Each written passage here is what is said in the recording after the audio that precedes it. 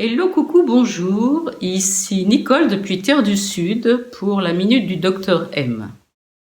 Aujourd'hui, on va parler du cœur et des poumons, des deux grands rythmes du cœur et de la respiration. Et on va s'intéresser un petit peu aux coulisses de la fameuse cohérence cardiaque dont tout le monde parle, qui est le moyen de revenir à un état d'homéostasie, de détente et d'équilibre. Et ce que j'ai envie de voir avec vous, c'est qu'est-ce qu'il y a dans les coulisses, qui sont les acteurs, comment ça se passe. Donc je vous rappelle le contexte, on est dans le thorax, on est au-dessus des deux coupoles diaphragmatiques, et deux viscères sont là, les poumons et le cœur. Je vous rappelle la position un peu extraordinaire du cœur dans cette loge thoracique. C'est déjà l'endroit qui est le plus protégé avec ce grille costal qui nous protège complètement. Et les deux poumons sont autour du cœur comme pour faire un bouclier.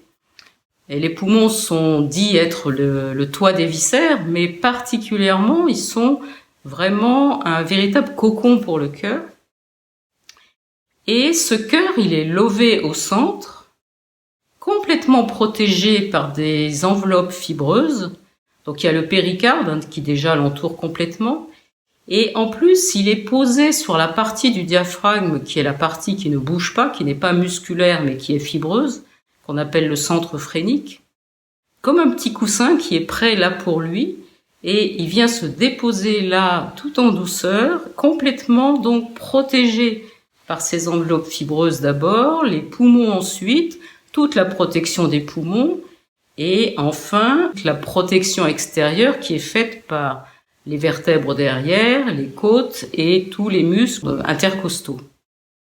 Les Chinois se sont pas trompés depuis très longtemps quand ils parlent des viscères, ils parlent d'une administration du corps humain, et l'empereur, c'est bien évidemment le cœur.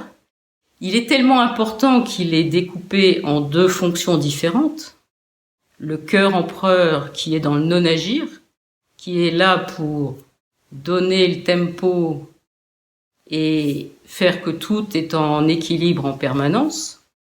Et le cœur pompe qui est le ministre qui va travailler, qui va être maître du sang, maître des liquides, maître de la circulation des liquides.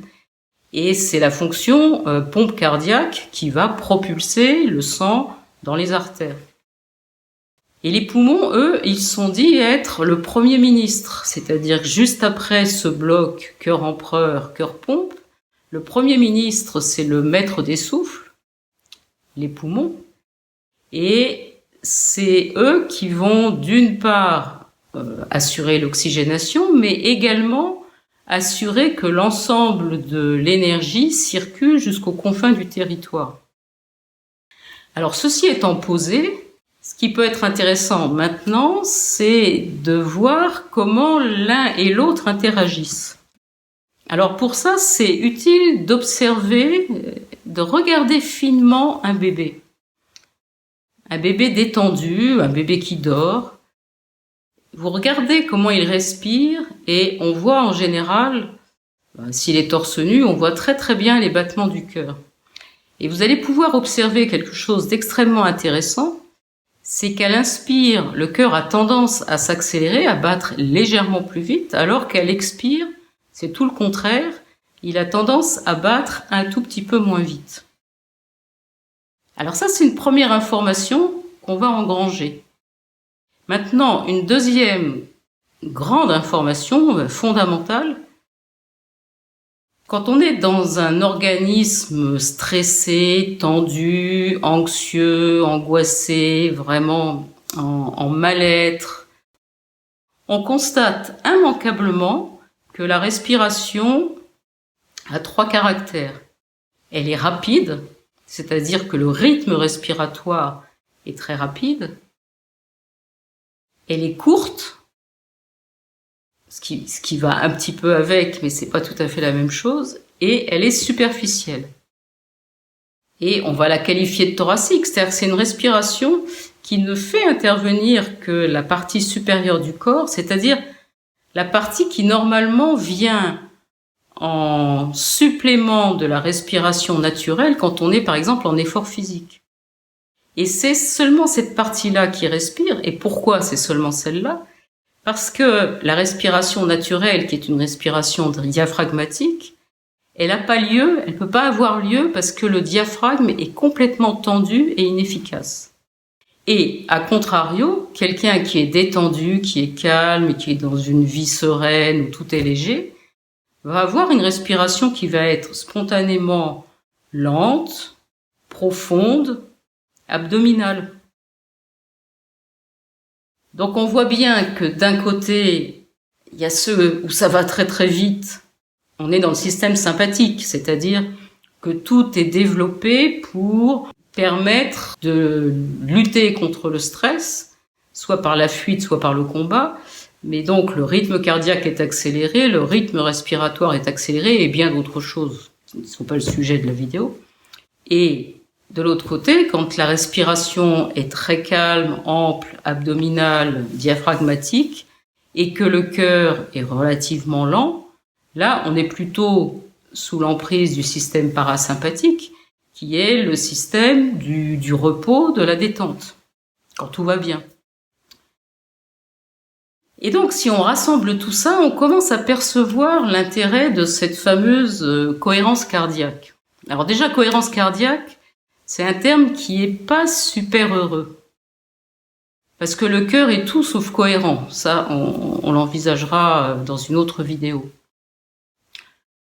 Et on ferait mieux de dire on va mettre en résonance vibratoire, la fréquence respiratoire avec la fréquence cardiaque. Ce serait beaucoup plus juste de le voir comme ça. Et quand on regarde, vous pouvez aller voir, il y a des vidéos extrêmement intéressantes sur YouTube qui montrent les poumons en action avec, donc mus par la pompe que crée le diaphragme et le cœur au centre, et où on voit très bien ce mouvement extraordinaire qui est très fluide, qui est assez magnifique, où le cœur est en permanence massé par le travail des coupoles diaphragmatiques et des poumons.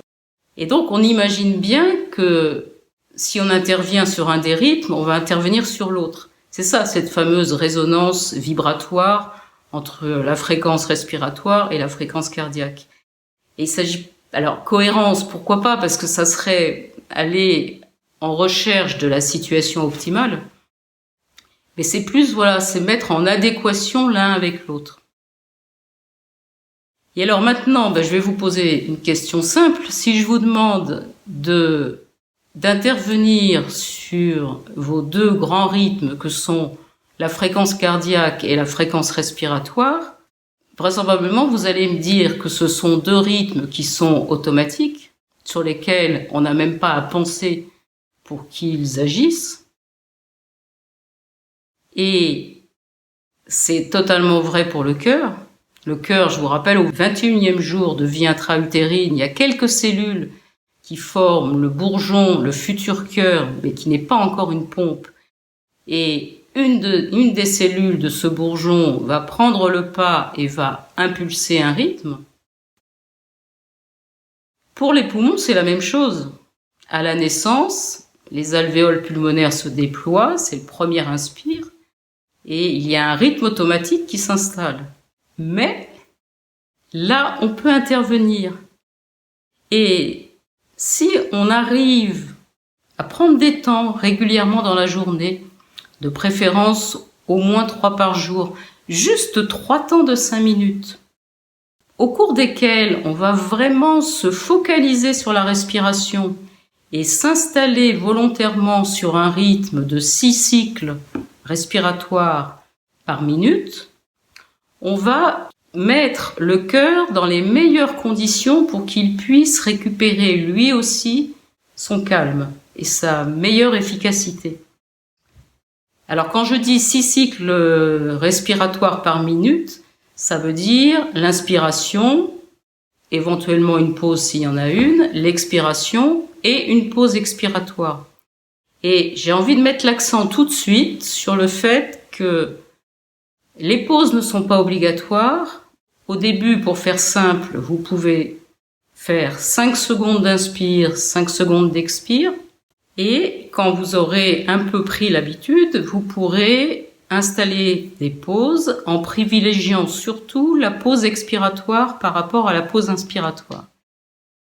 Voilà, on va en rester là aujourd'hui. Je vous souhaite une très belle journée et je vous dis à demain pour une nouvelle vidéo.